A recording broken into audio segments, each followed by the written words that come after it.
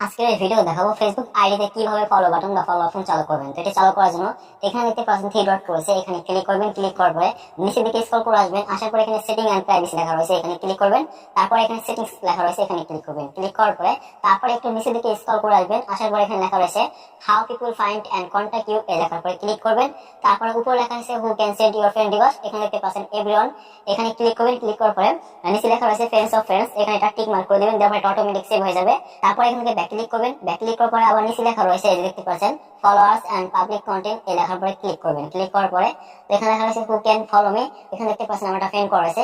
আবার এখানে ক্লিক করে এখান থেকে এটা পাবলিক, এটা টিক মার্ক করে দিবেন। টিক মার্ক করার পরে তারপর আপনি এখান থেকে সবগুলোকে পাবলিক করে দিবেন। যদি আপনি পাবলিক না করা থাকে আপনি সবগুলো পাবলিক করে নেবেন। আমরা এখানে পাবলিক করা রয়েছে, তো পাবলিক করার পরে তো তারপর আপনার ফেসবুক আইডিতে ফলো বাটন চালু হয়ে যাবে। প্রোফাইলে যাবেন, তারপরে আবার এখান থেকে থ্রি ডট ক্লিক করে দিবেন। দেওয়ার পরে এখান থেকে ভিউ এস, এই লেখার পরে ক্লিক করে দিবেন। তো তারপরে এখানে দেখতে পাচ্ছেন ফেসবুক আইডিতে ফলো বাটন এবং ফলো অপশন চালু হয়ে যাবে।